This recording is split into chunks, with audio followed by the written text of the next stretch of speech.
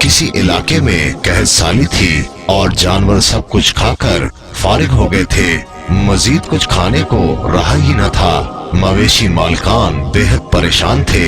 उस दौरान एक मस्जिद के मौलवी ने जुम्मे के खुतबे में नहायत यकीन के साथ ये बात बताई कि अल्लाह का नाम लेकर यानी बिस्मिल्लाह पढ़कर दरिया को हुक्म दिया जाए तो वो भी नाफरमानी नहीं करता। ये चरवाहे का शायद पहला जुम्मा था। ये बात उसके दिल में उतर गई, यकीन का दर्जा पा गई। उसने वापस आकर अपनी बकरियां खोली और सीधा दरिया पर चला गया। ऊंची आवाज से बिस्मिल्लाहिर्रहमानिर्रहीम पढ़ा और दरिया को कहा वो अपनी बकरियां चढ़ाने जा रहा है, अपने ऊपर से गुजरने दे। ये कहकर उसने अपनी बकरियों को हाका और दरिया पर चलता हुआ दरिया पार कर गया। इलाका घास से भरा पड़ा हुआ था। दरख्तों के पत्ते भी सलामत थे क्योंकि किसी को यहाँ तक आने की रसाई नहीं थी। अब तो ये उसका मामूल बन गया कि वो बकरियां पार छोड़कर वापस आ जाता और शाम को जाकर बकरियां वापस ले आता। उसकी बकरियों का वजन दुगना चुगना हो गया। लोग चौंक गए और उससे पूछा कि वो अपनी बकरियों को क्या खिलाता है। वो सीधा साधा और साफ दिल नौजवान था। उसने साफ साफ बात बता दी कि जनाब हम तो दरिया पार करके अपनी बकरियां चराने ले जाते हैं। बात सबने सुनी मगर किसी ने यकीन नहीं किया क्योंकि ये नाकाबिल यकीन बात थी। मगर बात होते होते मौलवी साहब के पास पहुंच गई। मौलवी साहब ने उस चरवाहे को बुलाया और सारा माजरा पूछा।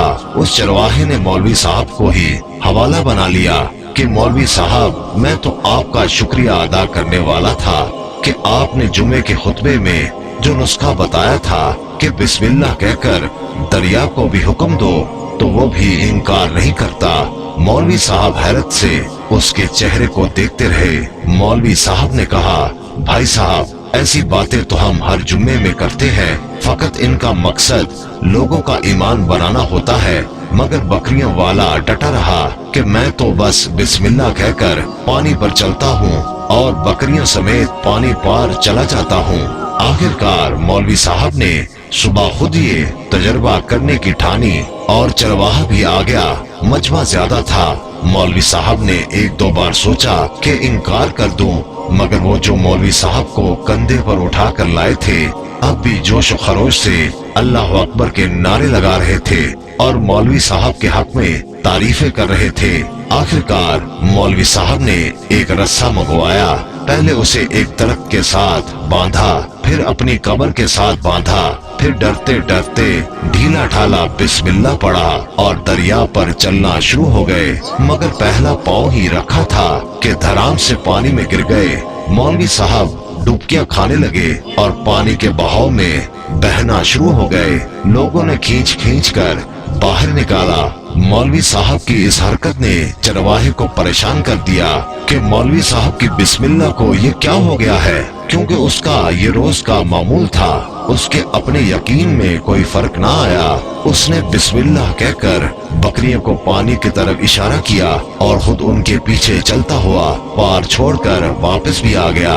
लोग उसे वली अल्लाह समझ रहे थे और उसके हक में नारे लगा रहे थे, मगर वो सबसे बेनियाज सीधा साधा इंसान था। वो मौलवी साहब के पास पहुंचा और कहा मौलवी साहब मैं आपकी बिस्मिल्लाह की तारीफ से काफी परेशान था, मगर पानी पर चलते हुए मुझे आपकी बिस्मिल्लाह की बीमारी का पता चल गया।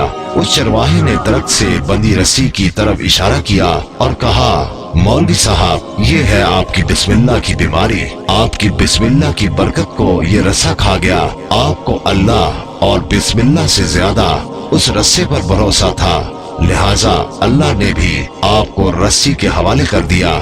मौलवी साहब आप भी कमाल करते हो।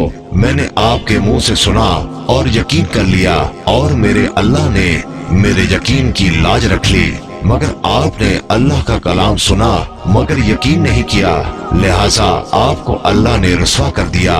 मोहतरम अजीज दोस्तों, यही कुछ हमारा हाल है। हमारी नमाजों और दुआओं का हाल भी, हमारी हर एक इबादत यकीन से खाली है।